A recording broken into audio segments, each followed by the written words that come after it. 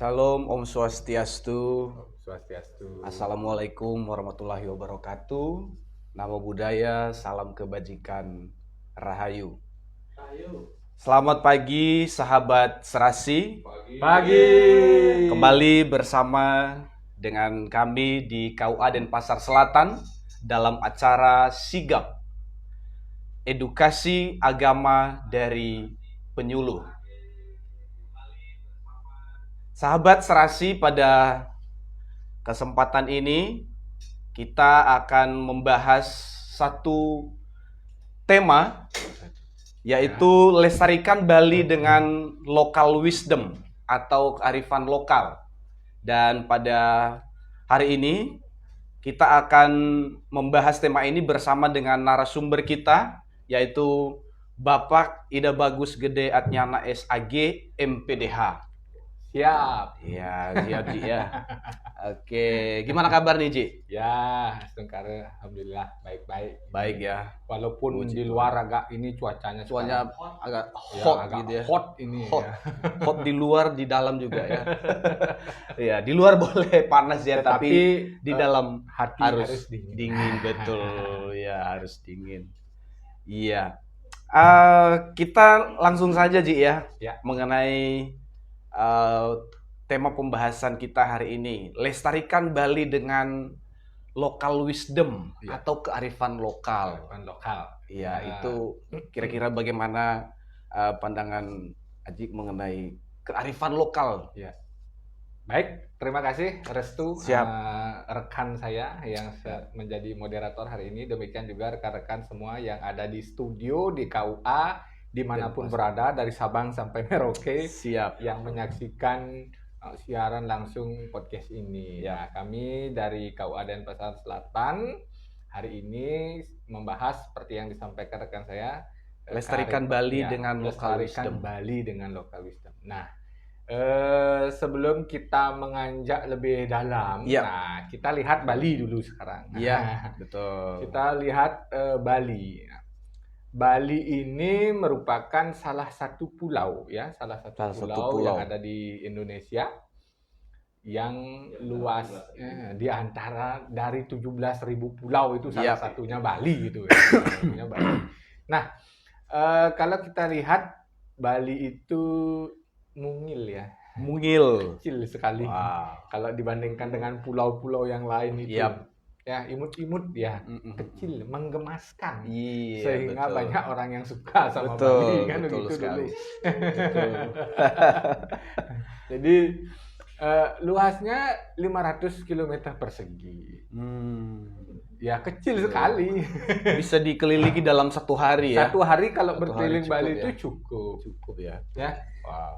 Mencari pantai di Bali itu satu hari cukup. Mencari gunung satu hari cukup. Mencari danau satu hari. Kalau kita syukuri anugerah Tuhan, alam itu, Bali itu lengkap. Gunung berapi dia punya. Iya. Bukit Punya. yang gunung tidak berapi dia punya. Danau dia ada. Wow. Pantai apalagi. Betul. Nah, tetapi kalau emas banyak. Mas banyak. Yang Apalagi jualan. mas-mas ya. Kemudian batu bara apalagi, minyak bumi apalagi, tidak ada. Betul. Jadi bagaimana orang kita, leluhur kita di Bali menghidupi dirinya dengan salah satunya dengan cara agraris atau pertanian. Betul. Kemudian diimbangi dengan menggunakan akalnya melalui seni. Ya. Yang kemudian itu menarik banyak orang. Betul sekali. Sebagai fitur dulu. Iya. Iya, walaupun dia kecil, mungil, tapi Bali itu tidak hanya dikenal di Indonesia, betul, tapi internasional. Salah satunya tadi ya melalui seni itu tadi ya, seni yang kemudian dilestarikan, kemudian sampai di mancanegara gitu ya. Wow, luar biasa ya. Ini pelajaran penting. Tapi ada kelemahannya tadi ya. Ada, pasti ada. Ada kelemahan, tambang tidak ada ya, yang merupakan sumber daya alam terbesar seharusnya. Betul. Ya. Iya. Seperti tadi yang Aji sampaikan bahwa ada hal-hal yang perlu kita lestarikan mengenai budaya. Betul. Yang menjadi keunikan ataupun ciri khas dari Bali itu sendiri. Betul. Yang kemudian membuat orang tertarik untuk datang ke Bali. Seperti wisatawan mancanegara. Nah, kira-kira bagaimana budaya lokal dapat menjadi kekuatan dalam melestarikan keunikan dan keaslian Bali di tengah arus globalisasi ini, Jik? Ya, seperti yang saya katakan tadi, bahwa Bali itu tidak punya tambang dan lain sebagainya. Jadi mereka itu harus hidup dengan local wisdomnya itu. Nah, local wisdomnya inilah yang harus kita lestarikan, kita kembangkan sehingga menarik minat banyak orang yang datang ke Bali untuk mengetahui Bali itu dan menikmati local wisdomnya itu. Jadi kalau local wisdomnya sudah berkembang, umpamanya dari seni kita lihat. Nah, di sini tidak lepas dari Bali itu salah satu local wisdom yang ada di Bali. Kalau kita lihat desa adat, desa adat itu ada di Bali. Ada perdanya tentang desa adat. Jadi desa adat itu mengatur wilayahnya sendiri berbasis adat. Ya, tentu walaupun berbasis adat tentu tidak boleh bertentangan dengan Undang-Undang Dasar 1945. Tidak boleh bertentangan. Kemudian, di setiap desa adat itu memiliki local wisdom. Contoh ini, ada pura. Jadi syarat desa adat kalau di Bali itu harus memiliki 3 pura yang utama. Di satu desa? Di satu desa adat. Oke. Ada 3 pura utama, harus ada. Karena itu menjadi syarat pendirian desa adat. Pura apa? Pura Pusah, Pura Desa, Pura Dalem. Atau yang disebut dengan Kayangan 3. Nah, ini lokalnya. Pura Pusah itu sebagai stana sang pencipta. Pura Desa sebagai stana sang pencipta. Pura Pusah stana sang pemelihara Dewa Wisnu kalau di dalam ajaran Hindu. Sedangkan di Pura Dalem itu berstana bagi mereka yang pelebur. Ingat, Dewa Siwa itu dewa pelebur, bukan dewa penghancur. Kelihatannya memang menghancurkan, tapi sesungguhnya itu adalah melebur. Tujuannya melebur adalah menciptakan yang baru. Dalam diri kita ada sesuatu yang dilebur setiap hari. Ada sel darah kita yang mati setiap hari. Itu dilebur, tumbuh dengan sel yang baru. Kemudian ada yang dileburnya setiap bulan, mungkin ketombe dan lain sebagainya. Menstruasi bagi wanita itu kan proses peleburan itu sebenarnya. Kemudian akan tumbuh dengan yang baru. Nah, jadi ketika masyarakat adat di Bali ini memiliki Kayangan 3, setiap Kayangan 3 itu ada upacaranya. Jadi seni itu berpeluang di sini. Coba dibayangkan sekarang kalau tidak ada local wisdom Bali, tidak ada pura. Pohon kelapa itu akan menjadi pohon kelapa terus. Daunnya tidak berguna. Betul sekali. Tumbuh terus. Tetapi begitu ada local wisdom, ada salah satunya dengan upacara agama di Bali itu dikelola. Daun kelapa itu, apalagi sekarang orang menikah atau odalan pakai hiasan pakai daun kelapa dirajut menjadi barang seni. Akhirnya memunculkan apa itu? Memunculkan mata pencaharian. Bagi siapa? Yang menjual daun kelapa. Dapat. Yang memang dia memiliki seni, dia akan dapat. Merangkai itu. Kemudian di setiap upacara dipentaskan tarian. Coba kalau tidak ada upacara di Bali. Keberlanjutan tarian di Bali itu tidak akan berlanjut, mati dia. Mati pasti, karena tidak ada ruang, tidak ada panggung. Gitu. Jadi dengan adanya local wisdom, salah satunya desa adat ini yang memiliki Kayangan 3, setiap upacara diberikan ruang para penekun seni untuk pentas. Ya walaupun konsepnya di sana adalah ngayah, artinya ikhlas. Jadi tidak menuntut bayaran sekian-sekian. Berapa digaji di sana, berapa dapat upah di sana, itu yang mereka dapatkan. Jadi tidak ada menuntut sekian. Jadi dengan adanya seperti itu, ini berlangsung terus. Ya, berlangsung terus. Berlangsung. Nah, hingga sampai sekarang dengan adanya itu, inilah yang menyebabkan Bali akhirnya menjadi unik itu, diminati banyak orang. Jadi luar biasa. Walaupun tidak punya sumber daya alam, tetapi sumber daya manusianya memiliki. Punya. Ya.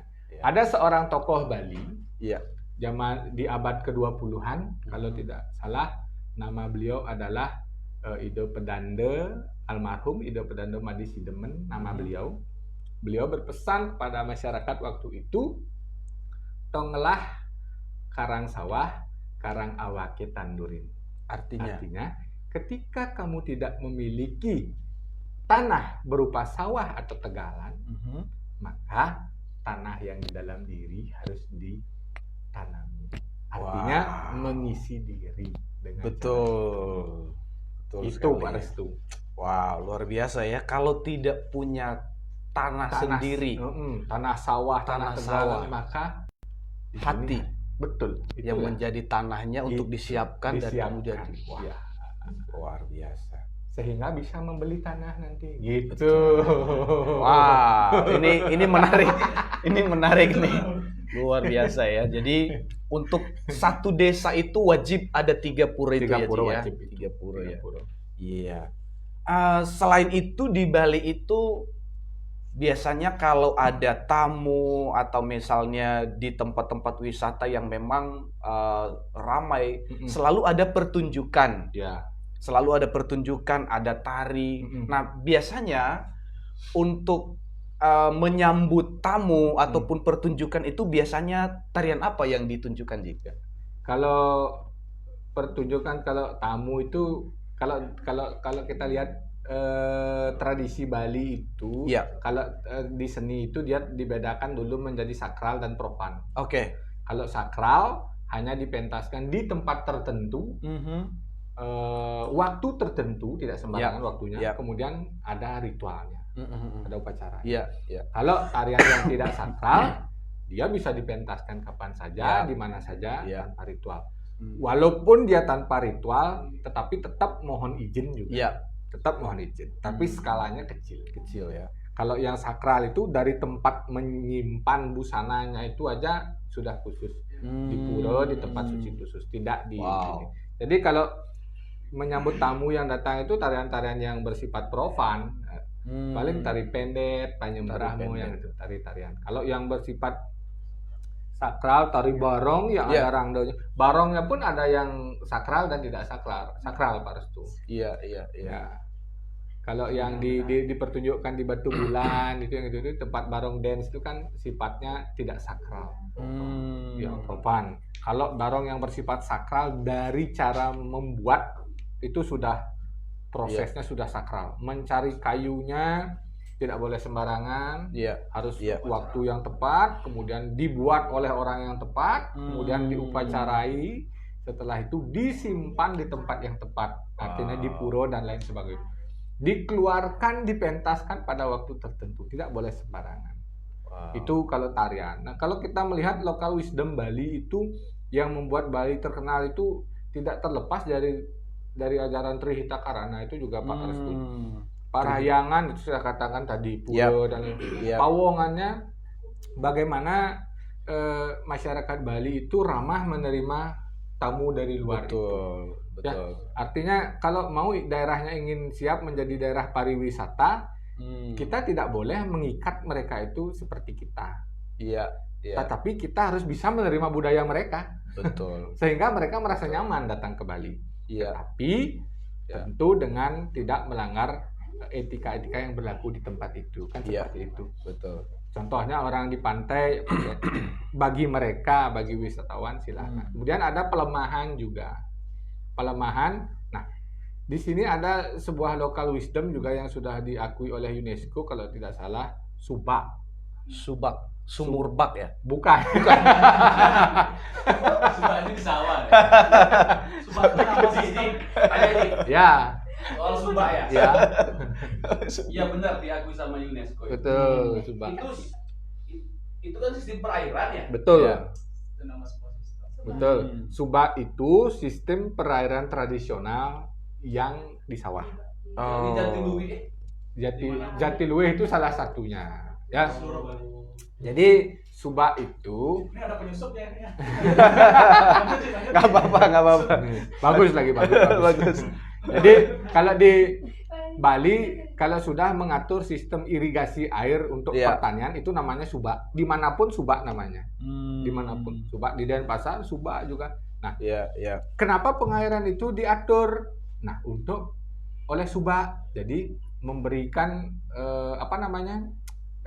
pembagian air yang adil kepada petani agar tidak saling mencuri air. Kan biasa kalau musim kemarau debit airnya kecil, pas petani itu sedang butuh air, kadang itu saling congkel. Nah, sehingga irigasi subak ini diatur oleh bendungan-bendungan kecil yang kalau istilah Bali namanya temuku.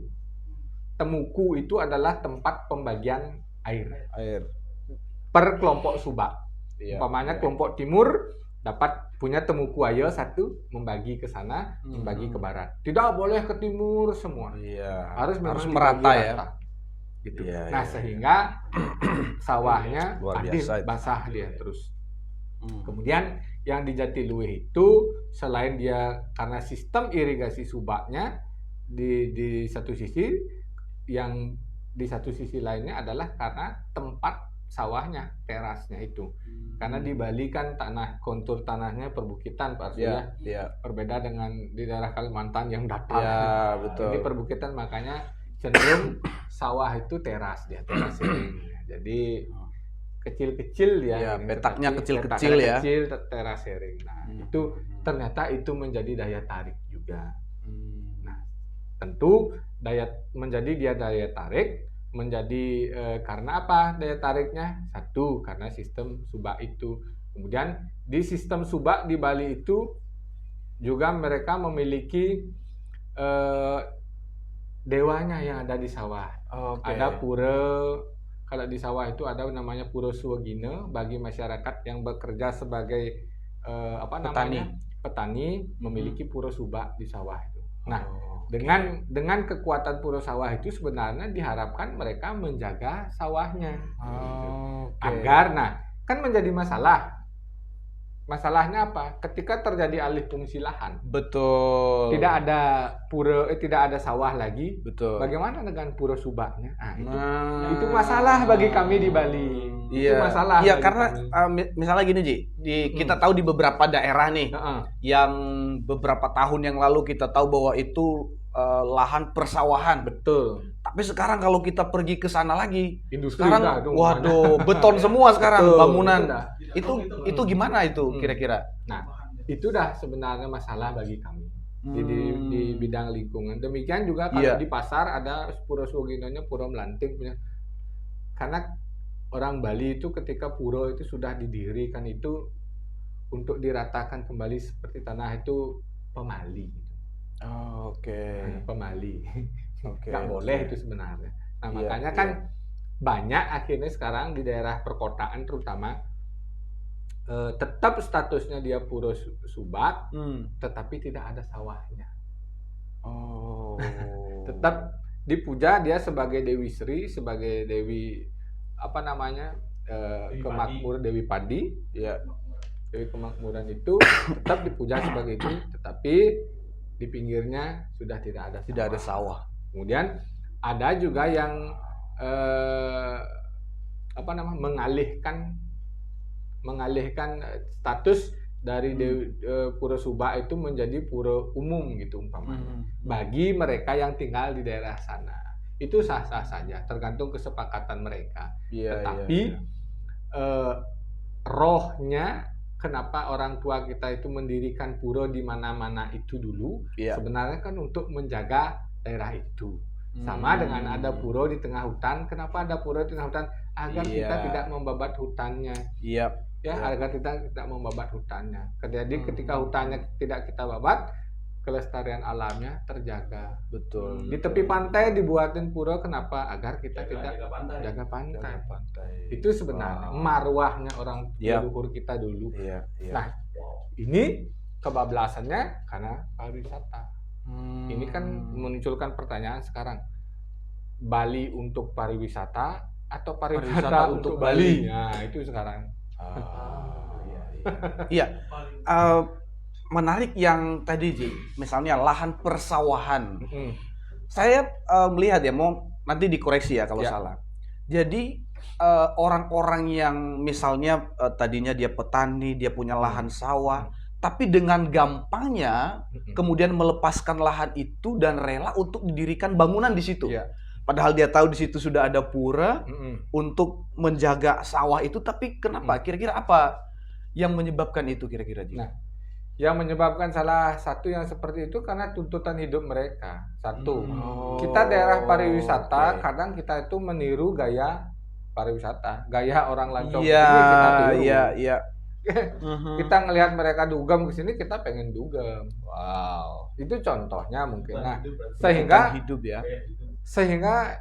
saya pengen seperti itu. Gimana caranya biar gampang? Nah, akhirnya latihan baris berbaris. Hadap kanan, hadap kiri, hadap kanan, hadap tuh jual, hadap kanan, hadap jual kanan, jual kiri. Sah karena itu milik mereka, sah-sah saja. Tetapi untuk jangka panjang kan jangan sampai orang luar negeri yang punya tanah banyak. Itu yang kita khawatirkan sebenarnya ya. Betul. Nah itulah ininya sisi. Kalau kita bilang sisi buruk terlalu ekstrim kayaknya. Artinya kelemahannya daerah pariwisata seperti itu. Pasti mengikis budaya lokal itu pasti terkikis pasti.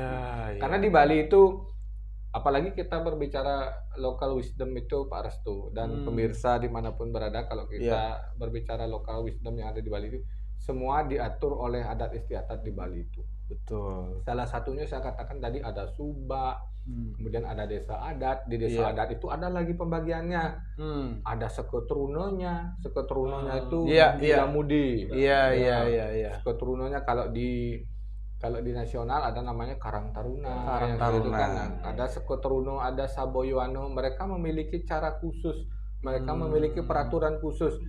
Dan dengan diterbitkan ada penambahan sekarang Dinas Pemajuan Desa Adat di Provinsi Bali, juga muncul ini yang baru-baru, Pasikian Yowaneng, Pakis, Paikatan Kramo Istri itu. Pakis itu Paikatan Kramo Istri, istilah kalau gini PKK.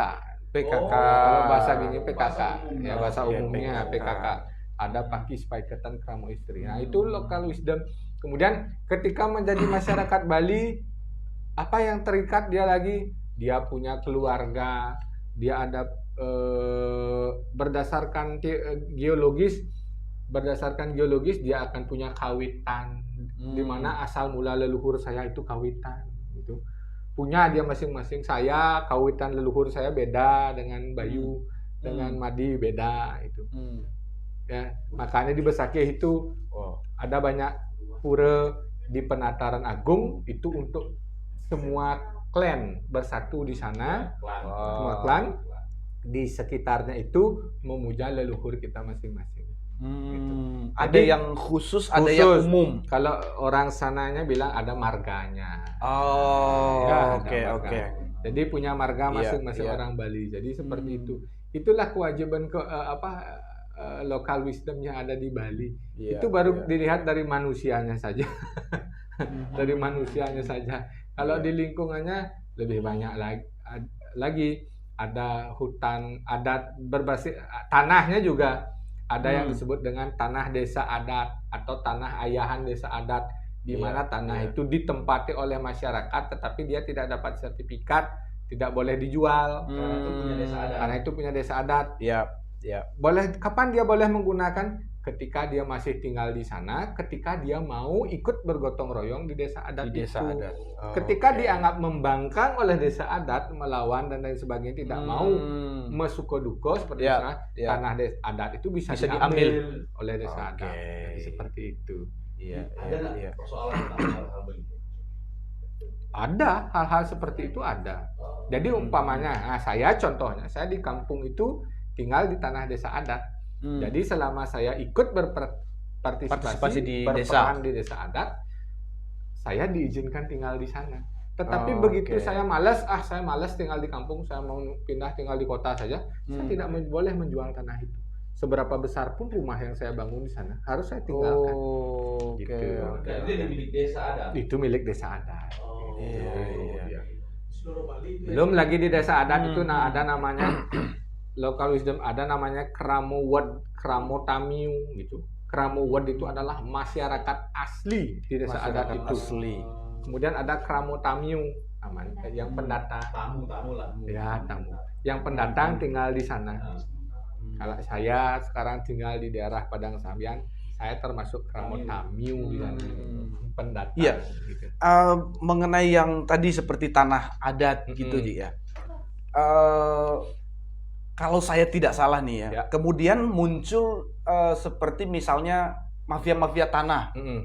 Jadi yang seharusnya itu adalah tanah adat, kemudian disertifikat menjadi milik pribadi. Ya, itu gimana itu? Itu banyak terjadi seperti itu di Bali, tapi itu kan oknum-oknum Pak Restu. Iya, betul. Artinya mereka menggunakan kekuasaan mereka, umpamanya ketika dia menjadi pejabat di desa itu, dia sertifikatan tetapi atas nama pribadi. Padahal itu yang saya maksud tadi problem. tanah adat. Itu tanah adat. Ada kasus seperti itu di Bali. Tanah adat itu disertifikatkan atas nama pribadi. Ini sama halnya kalau orang buat yayasan beli tanah tapi atas nama pribadi, kan banyak seperti itu. Itulah modelnya.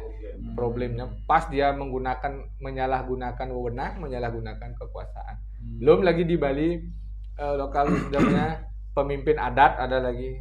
Pemimpin adat kalau desa adat pemimpin adatnya namanya bendesa, juru bendesa, presidennya itu. Karena desa adat itu ibarat negara dalam negara, ibarat ya. Tetapi punya otoritas sendiri. Artinya di desa adat A, di desa adat B itu tidak sama, Pak Restu. Di desa adat A memiliki kesepakatan yang berbeda dengan desa adat B. Ketika itu dia laksanakan berdasarkan musyawarah mufakat, ya begitu. Contohnya di dalam pemilihan bendesa, ada yang memilih bendesa itu memodifikasi pemilihan umum, masyarakat turun semua mencoblos. Ada yang berdasarkan perwakilan saja, perwakilan keluarga, yang bapak-bapaknya aja rapat, kesungkemin gitu bahasanya. Artinya aklamasi. Nah, aklamasi, kesungkeman itu artinya dipilih secara aklamasi. Ada yang seperti itu. Siapa yang setuju ini yang lebih banyak, niki yang pun jadi bendesa. Dan bendesa itu atasannya tidak punya atasan, dia bendesa itu secara langsung atasannya bendesa itu adalah masyarakat dan Tuhan yang berstana di Pura Kayangan 3 itu. Gitu. Ibaratnya kalau di Papua itu mungkin kepala suku. Suku ya. Kemudian ada Perbanyar lagi, punya dia klien adat lagi. Klien adat ini adalah klien Sukoduka. Sukoduka itu biasanya berkaitan dengan orang menikah, orang meninggal kaitannya. Desa adat sama desa dinas. Desa dinas berdasarkan administrasi kependudukan nasional. Di mana dia tinggal, dia buat KTP, dia di dinas sana. Saya contohnya, Kadek juga Madi contohnya. Dia ber-KTP Padang Sambian. Secara dinas dia itu warga Padang Sambian. Kalau dia memilih wali kota, kalau dia pemilihan umum di Denpasar dia memilih siapa calon di Denpasar itu dia pilih. Calon wali kota yang dia pilih. Tetapi secara adat dia orang Kintamani. Itu. Adat Kintamani artinya kalau dia menikah nanti adatnya Kintamani. Berdasarkan adat Kintamani, tetapi tetap berdasarkan kepala lingkungan di tempat dia tinggal. Itu namanya dinas ya. Dinas itu berdasarkan KTP Pak Tony. Iya. Kalau Pak Tony di mana KTP-nya? Di Denpasar Selatan. Itu berarti Pak Tony desa dinas itu Denpasar Selatan. Betul. Tetapi kan tidak punya desa adat. Saya contohnya dinasnya di Denpasar Barat. Adat saya di kampung di Petang. Nah, gitu jadi. Itu perbedaannya. Iya. Tapi ini antara desa adat dan desa dinas di Bali berjalan bersinergi. Ini contohnya Panjer ini. Panjer ini dia punya desa adat, dia punya kelurahan Panjer. Desa dinasnya dipimpin oleh lurah Panjer, desa adatnya dipimpin bendesa Panjer. Bendesa Panjer. Gitu. Wow, luar Itulah biasa uniknya. Uniknya Bali ya. Uniknya Bali walaupun Local dia wisdom. kecil tapi imut. Nah, Dia bagaikan wanita seksi. tugas kita sekarang menjaga yang imut itu. Betul. Harusnya. Nah, itu Jaga. dia. Ya, peran masyarakatnya Betul, ya. peran masyarakatnya. Peran masyarakatnya itu sangat dibutuhkan. Betul. Iya, Ji. Mungkin satu lagi, Ji. Ini tadi kita bicara tentang budaya yang harus dilestarikan dan banyak hal. Sekarang lebih kepada tantangannya. Tantangan yang dihadapi dalam melestarikan budaya Bali. Karena kan di Bali itu kan tidak hanya misalnya orang Indonesia, ada orang luar yang memang juga punya budayanya sendiri dan Betul. pada akhirnya itu campur aduk. Nah, kira-kira apa tantangan yang dihadapi supaya kecirian itu yang ada di Bali itu benar-benar itu yang ditonjolkan gitu? Bali itu ibarat air dia. Sama dengan agama Hindu itu ibarat air. Ya. Di mana dia ditempatkan dia akan berbentuk seperti itu. Oh. Air ditempatkan di galon dia akan seperti galon. Ditempatkan pada gelas dia seperti gelas. Jadi Bali itu seperti itu. Dia itu mengalir. Jadi kalau dibilang tantangan. Kalau dibilang keharusan karena kita tidak mungkin dengan tradisi-tradisi kuno saja karena kita globalisasi itu tidak hanya warisan kuno saja tetapi yang penting substansi tidak hilang. Contoh orang melasti sebelum nyepi kan ada orang melasti di Bali menyucikan benda-benda suci yang ada di pura itu ke pantai. Dulu orang jalan kaki, sekarang ada kendaraan orang naik truk. Betul. Tujuannya sama ke pantai, cuman caranya yang berbeda. Dulu jalan kaki, sekarang naik kendaraan. Substansi tidak berubah. Substansi tidak Metodenya berubah. kan? Iya, itu dah. Nah, yang penting seperti itu. Nah, kemudian tantangan lainnya kan ketika tamu atau wisatawan yang datang ke Bali itu tidak tahu local wisdom Bali itu. Contoh, saya katakan tadi, mana yang sakral, mana yang profan, dia tidak tahu. Mana yang disucikan, mana yang tidak suci, dia tidak tahu. Contoh, makanya banyak kan wisatawan yang datang ke Bali naik ke tempat suci kita berfoto dia. Tentu pasti dia tidak tahu. Nah, kelemahannya kita, ini dah kelemahan kita sekarang. Kalau seingat saya tahun 80-an itu wisatawan yang datang ke Bali itu didampingi oleh guide. Pemandu wisata. Kalau sekarang dia menggunakan aplikasi ini aja. Betul. Tinggal rencar motor, mobil, dia nyari di sini. Saya mau ke Kintamani, begitu dia lihat tempat bagus, pura, dia naik di sana. Padahal kita menyucikan itu. Itu kelemahannya seperti itu. Nah, artinya apa? Berarti kita memerlukan pengawasan memang terhadap wisatawan itu. Difilter wisatawan yang seperti kalau bisa kan seperti itu. Kalau bisa kita iklankan, kita promosikan ke Bali itu dengan menggunakan jasa pemandu wisata begitulah. Kan itu salah satunya. Mengedukasi juga. Kemudian sama halnya contohnya orang kita nyepi di luar tidak boleh keluar rumah ya, wisatawan kan tidak tahu dia tetap membangkang keluar. Berarti sebenarnya kan ini perlu maksudnya peran dari pemerintahan yang ada di Bali juga ya untuk apakah pemerintahan desa dinas seperti tadi, apakah pemerintahan desa adat harus ditingkatkan. Jadi semua stakeholder harus terlibat dan harus satu pandangan ya. Betul. Karena nggak boleh misalnya yang satu tidak memperbolehkan tapi yang satu boleh. Akhirnya itu yang terjadi sehingga orang menjadi bebas gitu ya. Seperti tadi melanggar yang mana tantangannya itu lagi kan karena banyak orang yang datang akhirnya banyak memerlukan pemukiman, jalur hijau dibabat, pinggir sungai dipakai juga, akhirnya Betul. banjir di mana-mana. Itu kan salah satu satu dampak negatifnya seperti itu. Wow. Kalau tidak dibuatkan perumahan, orang keperluan gitu. Jadi seperti itu. Iya, memang sangat dibutuhkan ya pemahaman yang benar ya terhadap Bali, termasuk seperti tadi supaya tidak melanggar dan tidak menabrak aturan-aturan yang sudah ditetapkan ya. Iya, betul ya. Dan yang nggak bisa disupport ya itu kebutuhan mereka. Mereka perlu dana, uang. Jual, betul begitu. Oke, ya. Iya. Luar biasa, sahabat Serasi. Waktu kita sudah habis ya waktunya? Belum ya? Aduh, sudah lebih 10 menit, sahabat Serasi di KUA Denpasar Selatan. Tema kita hari ini sangat menarik sekali, lestarikan Bali dengan local wisdom, dengan kearifan lokal. Dari pembahasan tadi yang sangat luar biasa, bahkan tanpa terasa kita sudah lewat dari 30 menit ya, melewati batas waktu yang sudah diberikan. Wow, luar biasa sekali. Sekarang untuk closing statement, Ji, sebagai kesimpulan dari pembahasan kita hari ini.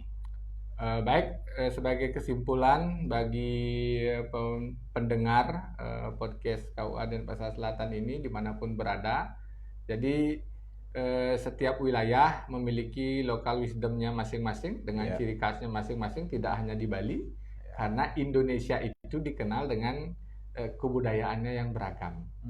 Satu negara dengan beragam kebudayaan, beda dengan Eropa, banyak negara satu kebudayaan.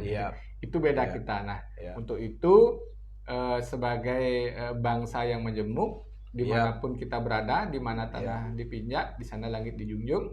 Jadi mari menjaga local wisdom kita masing-masing dan saling menghormati perbedaan-perbedaan kebudayaan Indonesia itu. Wow, luar biasa. Terima kasih, Jik, untuk pembahasan materi kita hari ini. Terima kasih untuk sahabat Serasi yang sudah menyaksikan live di KUA Denpasar Selatan, dan berharap di minggu depan kita berjumpa lagi, dan semoga pemirsa yang ada di rumah sehat selalu. Terima kasih. Bye-bye.